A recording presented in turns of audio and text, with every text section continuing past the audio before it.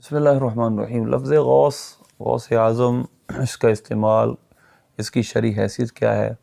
سب سے پہلے ہم یہ سمجھنے کی کوشش کریں گے کہ غوث ہے کیا، کیونکہ ہمارے ہاں جو پروپیگنڈا کیا جاتا ہے وہ تو یہ ہے کہ غوث مددگار کو کہتے ہیں، مددگار صرف اللہ ہے، تو لہٰذا غوث اعظم کہنا یہ شرک ہے۔ اب پہلے یہ سمجھنا پڑے گا کہ غوث کا مطلب اور مفہوم کیا لیتے صوفیہ، کیونکہ جب تک ہم لفظ غوث کو سمجھیں گے نہیں، کیونکہ یہ روحانی اصطلاح ہے، اس وقت تک ہمیں اس کا پتہ نہیں چلے گا۔ تو غوث ایک اصطلاح ہے، اور میں اس کو سمجھانے کے لیے بھی آپ کو دیوبندیوں کی چند عبارات کے حوالے دوں گا تاکہ آپ کو پتہ چل جائے کہ یہ غوث کی اصطلاح پہلے سے تمام فرقوں میں موجود ہے۔ مثلا دارالعلوم دیوبند کا ایک فتویٰ ہے، آپ کے سامنے چل رہا ہوگا۔ سوال یہ ہے، غوث کسے کہتے ہیں؟ کیا شیخ عبد القادر جیلانی غوث تھے؟ غوث کی کیا صفت ہوتی ہے؟ اب یہ سوال ہے، اس کا جواب کیا ہے؟ غوث کی صفت یہ ہے کہ وہ عالم ربانی، متبع سنت ہو، شرک و بدعت سے اجتناب کرتا ہو، علم باطنی میں کامل ہو۔ صوفیہ کی اصطلاح میں غوث ولایت کا ایک مقام ہے، اور غوث اس مستجاب الدعوات ہستی کو کہتے ہیں جو اللہ تعالیٰ سے دعا اور فریاد کرتا ہے، اور شیخ عبد القادر جیلانی رحمۃ اللہ علیہ بھی اسی منصب پر فائز تھے۔ تو اب یہ ہم سمجھنے والی بات یہ ہے کہ غوث ایک ڈیگزینیشن ہے، ایک مقام ہے، ایک روحانی منصب ہے، اسپریچولی ایک مقام کا نام ہے۔ اور جو شیخ اشرف علی تھانوی کی وضاحت ہے وہ میں آپ کے سامنے چند حوالے پیش کرتا ہوں۔ یہ امداد السلوک ہے، اور یہ امداد المشتاق ہے۔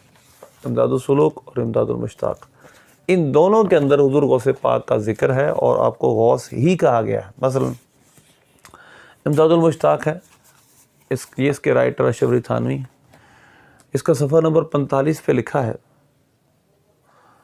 کہ ایک دن حضرت غوث العظم رحمۃ اللہ علیہ 7 اولیاء اللہ کے ہمراہ بیٹھے ہوئے تھے۔ اب دیکھیے گا، ناگہا نظر بصیرت سے ملاحظہ فرمایا ایک جہاز قریب غرق ہونے کے ہے۔ آپ نے ہمت و توجہ باطنی سے اس کو غرق ہونے سے بچا لیا۔ وہ 7 آدمی کے عاشق ذات مرتبہ و رضا و تسلیم میں ثابت قدم تھے۔ اس امر حضرت غوث اعظم کو خلاف خیال کر کے آپ سے ناخوش ہوئے، یعنی مطلب آپ کی کرامت بیان کی، اور آپ کی مدد کا بھی ذکر کیا، اور آپ کی ڈیگزینیشن یعنی غوثیت کو بھی بیان کر دیا۔ یہ ہے امداد المشتاق۔ دوسری کتاب امداد السلوک ہے، یہ ان کے کتب الاقطاب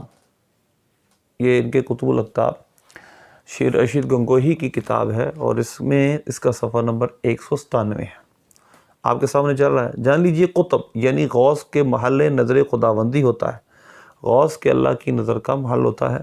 سارے عالم میں ہر زمانے کے اندر ایک شخص ہوتا ہے، اور وہ فخر رسول صلی اللہ علیہ وسلم کے قلب پر ہوتا ہے۔ اب یہ بتائیے گا کہ نیچے کتب اوداد کا بھی ذکر، لیکن غوث ایک مرتبہ ہے جو زمانے میں ایک ہی ہوتا ہے، اور حضور اپنے مرتبے اپنے زمانے کے غوث العظم تھے۔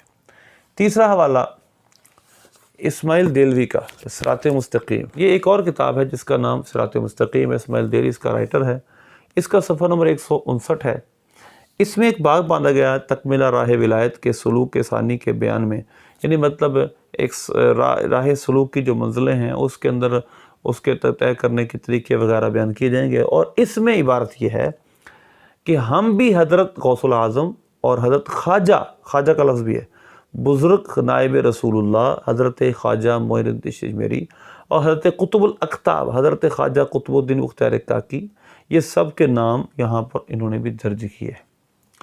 تو اب یہاں بھی غوث کا لفظ موجود ہے، تو لہذا غوث ایک مرتبہ ہے۔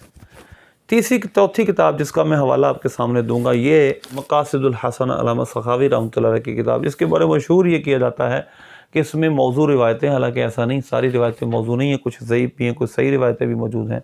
انہوں نے جو مشہور حدیثیں ہیں، کیونکہ اس کتاب کا عنوان دیکھیے گا، المقاصد الحسنہ بیان کثیر من الاحادیث المشتہرۃ علی الالسنہ، یعنی زبانوں پر مشہور جو حدیثیں، اس میں صحیح بخاری کی حدیثیں بھی ہیں، مشہور روایتیں انہوں نے بیان کی ہیں۔ اب اس کے اندر بھی ایک روایت، اور اس کا صفحہ نمبر 29 ہے، اور مطبوعہ دارالکتب علمیہ یعنی بیروت سے چھپی ہوئی۔ اس میں لکھا ہے، ورवैना फ़ी तारीख़ बगदाद ललख़तीब बिन अल-क़त्तानी, और हमने रिवायत किया तारीख़ जो तारीख़ बगदाद है इमाम ख़तीब की, उन्होंने कत्तानी से रिवायत किया। क़ाल अल-नुक़बाउ सलासुमियतिन, नुक़बा 300 होते हैं, नुजबा 70 होते हैं, और अबदाल 40 होते हैं, अखियार 7 होते हैं, उम्दा 4 होते हैं, और गौस 1 होता है। वल गौस वाहिदुन। फिर गौस का मस्कन मक्का बताया गया। तो लिहाजा अब गौस एक रूहानी मर्तबा है। यहाँ समझने वाली बात यह है कि गौस एक रूहानी मर्तबे का नाम है। अब दूसरा यहाँ पर बहस ये है कि क्या गौस का इतलाक़ किया जा सकता है। एक और हवाला इस हवाले से, गौस के हवाले से, इरशाद अब्दुल हक मुहद्दिस देहलवी रहमतुल्लाह अलैह की किताब इरशादुल उलमात की जिल्द 4 सफ़ा नंबर 610 है, और ये बर सगीर में हदीस पढ़ाने वालों के इमाम और उस्ताद हैं। मकतबा रशीदिया देवबंदियों के कुतुब खाने से छपी हुई किताब। इसमें लिखा है कि मिसल गौस सकलैन सैयद शेख मुहीउद्दीन अब्दुल क़ादिर जीलानी।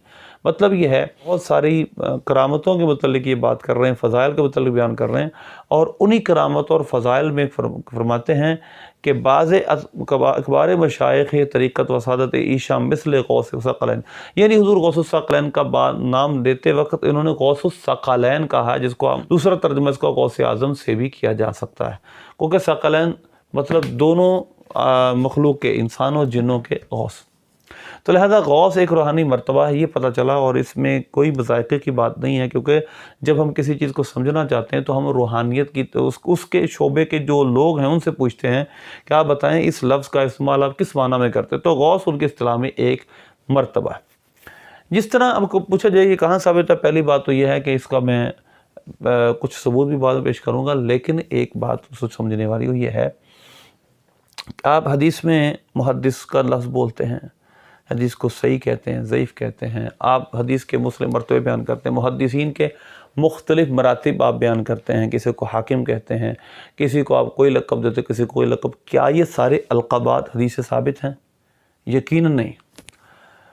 तो आया जो आपके मौक़िफ़ के ख़िलाफ़ हो, जिसको आप आज नहीं मानने के लिए तैयार नहीं हैं, सिर्फ उस पर दलाइल क्यों मांगे जाते हैं? उस पर दलाइल क्यों नहीं मांगे जाते जो ख़ुद आप भी मानते हैं, हालांकि आप पहले आपके बड़े बड़े मानते रहे। तो लिहाजा इस वजह से पहली बात तो यह है कि क्योंकि रूहानियत में लोग जब गए, उन्होंने मरतबे पाए, तो उन्होंने अपने हिसाब से कुछ चीज़ें समझने के लिए कुछ मरतबे मुकर्रर किए, जिस तरह हम फ़ुक़हा, मुफ़स्सिरीन, मुहद्दिसीन, हाकिम मुख्तलिफ़ मरतबे मुकर्रर करते हैं दीन के कामों को समझने के लिए। अब थोड़ा सा हम आगे चलते हैं कि गौस का लफ्ज़ हदीस में भी इस्तेमाल हुआ है। सबसे पहले सही बुखारी की 2 हदीसें मैं आपके सामने पेश करता हूँ। सही बुखारी की एक तो हदीस नंबर है, यानी गैरुल्लाह को गौस कहना जायज़ नहीं, यही इनका फतवा है हम पर। तो मैं आपको गैरुल्लाह के लिए कुछ गौस के और गवास वगैरह के लफ्ज़ दिखा देता हूँ। बुखारी शरीफ की हदीस नंबर 1475 है। ये शफ़ात की हदीस मशहूर हदीस है। सैयदना अब्दुल्लाह बिन उमर रज़ी अल्लाह अन्हुमा रिवायत करते हैं कि जब सूरज करीब आ जाएगा, क़यामत का दिन होगा, तो कज़ालिका इस्तगासू बि आदम बैनहुम, कज़ालिका इसी हालत में सब तमाम औलाद आदम होगी, इस्तगासू बि आदम, वो आदम अलैहिस्सलाम से मदद मांगेंगे, सुम्मा बि मूसा, फिर मूसा अलैहिस्सलाम से मदद मांगेंगे, सुम्मा बि मुहम्मदिन, फिर हुजूर से मदद मांगेंगे। तो इस्तगासू गौस से ही बना है, यानी हुजूर को भी अपना गौस मानेंगे, आदम अलैहिस्सलाम को भी अपना गौस मानेंगे, मूसा अलैहिस्सलाम को भी अपना गौस मानेंगे। तो क़यामत के दिन भी हमें अल्लाह के नेक बंदों को गौस मानना पड़ेगा, मददगार मानना पड़ेगा, उसके बगैर हमारा गुजारा नहीं। एक और रिवायत जो इसी सही बुखारी में है, इसका नंबर 3364 है। रिवायत ये है, हज़रत हाजरा रज़ी अल्लाह तआला हज़रत इस्माईल अलैहिस्सलाम के पानी लेने के लिए दौड़ रही थी, पानी तलाश कर रही थी। यकदम आपने कुछ सुना और आपने वहाँ रुक कर फरमाया, क़द अस्मअत इन काना इंदका गुवासुन, अगर तुम्हारे पास कोई मदद है तो दो। गुवास गौस से ही बना है, अगर तुम्हारे पास कोई मदद करने के लिए है तो हमें दो। तो गुवास गौस से बना, मतलब यह है कि तुम अगर कोई मदद कर सकते हो तो मदद करो। तो गौस का लफ्ज़ गौस से ही बना है, जिसका गौस से ही गौस बना है, जिसका मतलब मदद होता है, मददगार कर, यानी गौस बना मदद और गौस बना मददगार। तो लिहाजा इसमें कोई मुज़ायके की बात नहीं है। फ़र्क सिर्फ इतना है कि हम जब मखलूक को मजाजी तौर पर गौस मांगते हैं, अल्लाह की अता से मांगते हैं, तो ये बिल्कुल भी शिरक की बात नहीं। एक और गौस के लफ्ज़ पर दलील یہ میرے سامنے مسند امام احمد ہے، اس کی حدیث نمبر 17,900 ہے۔ اس میں حضرت عیسیٰ علیہ السلام کی آمد کا تفصیلی ذکر ہے، اور ایک جگہ لفظ یہ ہے آ کر کہ بینہم کذالک اذ نادی مناد من السحر، سحری کے وقت کوئی ندا دے گا، یا ایھا الناس اتاکم الغوث، کہ اے لوگو تمہارے پاس غوث آ گیا، مددگار آ گیا، عیسیٰ علیہ السلام تشریف لے آئے۔ تو عیسیٰ علیہ السلام کو بھی حدیث پاک میں غوث کہا گیا۔ اب اگر کوئی کہے کہ یہ غوث کی یہ حدیث ابھی آپ نے بیان کی، اس کی سند ضعیف ہے، تو کوئی مسئلہ نہیں، ہم ایک مضبوط مضمون بنا رہے ہیں، اس میں صحیح حدیثیں بھی ہو سکتی ہیں، ضعیف بھی ہو سکتی ہیں، کئی مضمون مل کر مختلف روایتیں، مختلف حدیث بخاری میں بھی غوث کا لفظ آیا، استغاثوا بآدم، اور حل اندہ کا غواثن، اور یہاں بھی اتاکم الغوث کا لفظ آیا۔ تو یہ صحیح اور ضعیف مل کر ایک مضبوط اور پکا مضمون بنا رہی ہیں، ہم ایک مضمون قائم کر رہے ہیں کہ اس مضمون میں ثابت یہ کیا جا رہا ہے کہ غیر اللہ کو غوث کہنے میں کوئی مذائقہ نہیں ہے، جبکہ مطلب کیا ہو، مطلب یہ ہوئی اللہ کی عطا سے غوث۔ اس کی دلیل ایک اور میں آپ کے سامنے پیش کرتا ہوں، یہ حاجی امداد اللہ مہاجر مکی دیوبندیوں کے جو بڑے بڑے ان کے علماء ہیں، ان کے پیر ہیں، یہ اپنی کتاب کلیت امدادیہ کے صفحہ نمبر 84 پر لکھتے ہیں، اور یہ مطبوعہ ہے دار الاشاعت، کہ اگر کوئی وظیفہ یا شیخ عبد القادر جیلانی آپ کے سامنے چل رہا ہے، یا شیخ عبد القادر شیء اللہ کا، لیکن اگر شیخ کو، یعنی مطلب یہ ہے کہ یہاں پر معلوم ہو گیا کہ حکم وظیفہ یا شیخ عبد القادر جیلانی، پیچھے روایت یہ ہے کہ عین یا عباد اللہ، یہ بالاتفاق جائز ہے، اور اس کے بعد کہتے ہیں کہ اس سے یہ وظیفہ بھی پتہ چل گیا کہ یا شیخ عبد القادر جیلانی شیء اللہ، یہ جائز ہے، لیکن اگر شیخ کو متصرف حقیقی سمجھے تو منجر الی الشرک ہے۔ اصل میں ہم بالکل بھی ہم شیخ کو، پیر کو متصرف حقیقی نہیں سمجھتے، متصرف مجازی سمجھتے ہیں۔ ہم سمجھتے ہیں کہ وہ اللہ کی عطا سے ہماری مدد کر سکتے ہیں، اللہ کی عطا کے بغیر نہیں، اور متصرف حقیقی صرف اللہ کی ذات ہے۔ تو لہذا اگر متصرف مجازی مان کر یا شیخ عبد القادر جیلانی کا وظیفہ کیا بھی جائے، آپ کو ایک ڈیزینیشن سے ہٹ کر بھی آپ کو مددگار بھی تسلیم کر لیا جائے، تو بھی یہ کوئی شرک کی بات نہیں ہے، جبکہ آپ کو متصرف حقیقی نہ مانا جائے، آپ کو حقیقی مددگار نہ تسلیم کیا جائے، اور حقیقی مددگار صرف اللہ ہو۔ اب ہم آگے چلتے ہیں اور ابدال اور کتب وغیرہ کی جو حدیث ہے اس پہ تھوڑی سی بات کر لیتے ہیں۔ بات دراصل یہ ہے، کچھ لوگوں نے بڑی شد و مز سے ابدال والی حدیثوں کا انکار کیا ہے، اور حوالہ تاً انہوں نے بہت سارے حوالے پیش کیے ہیں، لیکن میں آپ کے سامنے دو ایسی بڑی ہستیوں کا ذکر کروں گا جنہوں نے ابدال کو بڑی ڈیٹیل کے ساتھ ثابت کیا ہے۔ ایک دو حدیث کی نہیں، بہت ساری حدیث اور بہت ساری مختلف سندوں سے انہوں نے اس حدیث کو ثابت کیا۔ کہیں ایک ضعیف روایت بھی ہے تو یہ روایتیں ایک دو نہیں ہیں، پتہ نہیں کتنی ہیں، جس کی وجہ سے کئی ضعیف بھی مل جائیں تو ایک مضمون بن جاتا ہے توابع اور شواہد کی وجہ سے۔ اب دیکھیں، یہ امام سیوطی رحمۃ اللہ علیہ کی الحاوی الفتاوی ہے، اس کی جلد 2 صفحہ نمبر 229 پہ ہے، پورا رسالہ علی وجود الخبر الدال علی وجود القطب والاوتاد والنجباء والابدال، کہ یہ وہ خبر ہے جو قطب، اوتاد، نجباء اور ابدال کے وجود پر ہے۔ انہوں نے، اب دیکھیں آپ کے چل رہے ہوں گے کہ یہ دیکھیں، یہ سب صفحات پر انہوں نے حدیثیں ہی جمع کی ہیں، اور پھر اقوال سلف صالحین کو بھی بیان کیا جو ابدال کے والے سے 40 ابدال، 70 وغیرہ ابدال اور شامی ابدال کا ذکر ہے۔ اس وجہ سے ابدال والی روایتیں اور پھر قطب والی روایتیں بھی موجود ہیں۔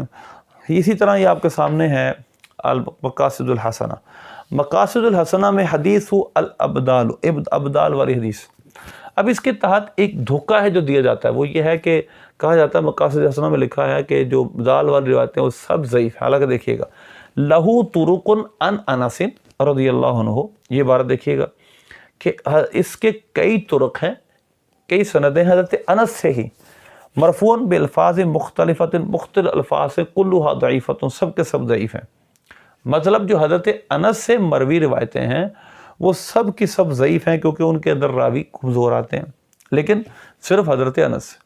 اب آپ کے سامنے یہ پیج چل رہا ہے، اس کے اندر حدیثیں دیکھیے گا، نیچے سے نیچے چلتے جائیں تو حضرت انس سے بھی روایتیں ہیں، حضرت عبداللہ بن مسعود سے بھی روایتیں ہیں، اور لہذا ایک راوی نہیں، کئی اور صحابہ سے یہ روایت، حضرت عبداللہ ابو عبادہ بن صامت سے بھی مروی ہے ابدالوں والی روایت، بہم تقوم الارض و بہم یمترون بہم ینصرون، یہ ابدال ہیں جن کی وجہ سے زمین قائم ہوتی ہے، یہ ابدال ہیں جن کی وجہ سے زمین پر بارش ہوتی ہے، یہ ابدال ہیں جن کی وجہ سے مدد کی جاتی ہے۔ تو یہ سارا مضمون ہے اور آپ کے سامنے چل رہا ہے، مختلف صحابی ہیں، مختلف راوی ہیں۔ لیکن ایک انٹرسٹنگ چیز جو صفحہ نمبر 28 پہ آپ دیکھ رہے ہیں کہ رأى بعضهم النبی صلی اللہ علیہ وسلم فی المنام، کہتے ہیں کہ ایک تو اس سے اوپر دیکھیں کہ حضرت امام حاکم نے حضرت مولا علی کی روایت بیان کی ابدال والی اور اس کو صحیح قرار دیا، اور اس کے بعد نبی پاک صلی اللہ علیہ وسلم نے ابدال کی نشاندہی کی۔ ایک شخص نے، بعض لوگوں نے نبی پاک صلی اللہ علیہ وسلم کو خواب میں دیکھا تو انہوں نے ابدال کے متعلق پوچھا کہ آپ کی امت کے ابدال کہاں ہیں؟ فَأَوْمَ بِيَدِهِ نَحْوَ الشَّامِ، آپ نے شام کی طرف اشارہ کیا۔ اس کے بعد آگے چلیں، اور مما يتقوى به هذا الحدیث، اب یہ بڑی غور طلب بات ہے، یہ امام سخاوی پر الزام ہے کہ آپ نے ابدال کی ساری روایتوں کو ضعیف کہا ہے۔ اور پھر علامہ جو ابن تیمیہ، یہ تو پھر 4 قدم آگے ہے، یہ تو پھر کہتے ہیں ضعیف اور من گھڑت ہے۔ ضعیف اور من گھڑت میں زمین آسمان کا فرق ہے، لیکن ضعیف اور من گھڑت ثابت کرتے ہیں۔ اور پھر یہ نہیں ہے کہ یہ ایک عجیب اصول بنا لیا کہ جو ابن تیمیہ اور ابن قیم کہے گا آپ اسی کو معتبر مانیں گے۔ کیوں بھائی؟ باقی محدثین جنہوں نے اصول بنائے ہیں ان کی کوئی ویلیو نہیں ہے، تو وہ کیونکہ اپنے ذہنیت والے ہیں، وہ وہابی ہیں، اس وجہ سے سلفی ہیں، اس وجہ سے ان کو بڑے پسند ہیں ان کو یہ۔ تو لہذا اب ہم دیکھتے ہیں کہ امام مما یتقوی بہ ھذا الحدیث، جو یہ ابدال والی حدیث جس سے قوی ہوتی ہے وہ کیا ہے؟ وَيَدُلُّ لِانْتِشَارِهِ بَيْنَ الْأَئِمَّةِ، وہ فرماتے ہیں اماموں کے درمیان اس کے منتشر ہونے کی وجہ یہ ہے کہ یہ اماموں کے درمیان منتشر ہو چکی ہے۔ بہت سارے حدیث کے اماموں کو اس کا پتہ ہے۔ وہ کیا کہتے ہیں؟ وہ دلالت کرتے ہیں اس کے انتشار پر، یعنی اس کے منتشر ہونے پر، پھیلنے پر۔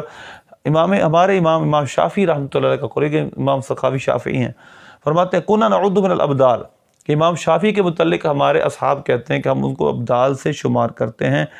امام بخاری تک کا قول لکھا ہے، وقول بخاری فی غیرہ، اور امام بخاری کا قول بھی ان کے علاوہ موجود ہے۔ کانوا لا یشکون انہم الابدال، امام بخاری کا قول کسی اور بزرگ کے بارے میں ہے کہ وہ فرماتے ہیں لوگ اس میں شک ہی نہیں کرتے کہ وہ ابدالوں میں سے، یعنی وہ ابدال ہے۔ تو لہذا ابدالوں کے متعلق جو روایتیں ہیں وہ سب کی سب ضعیف نہیں ہیں، نہ علامہ سخاوی نے اس کو ضعیف کہا ہے۔ یہ ایک الزام ہے علامہ سخاوی رحمۃ اللہ علیہ پر کہ انہوں نے کہا کلھا ضعیف، بالکل انہوں نے کلھا ضعیف کہا ہے، لیکن حضرت انس کی روایت کو لہو طرق عن انس رضی اللہ عنہ مرفوعا بالفاظ مختلفۃ کلھا ضعیفۃ، کہ حضرت انس رضی اللہ عنہ سے جتنے بھی طرق ہیں وہ سب ضعیف ہیں۔ باقی حضرت عبادہ بن صامت، حضرت عبداللہ بن مسعود رضی اللہ عنہ اور دیگر، اور عبداللہ بن مسعود، حضرت عبادہ بن صامت وغیرہ صحابہ سے بھی، حضرت عبداللہ بن عمر رضی اللہ عنہم اجمعین صحابہ سے بھی یہ روایت مروی ہے۔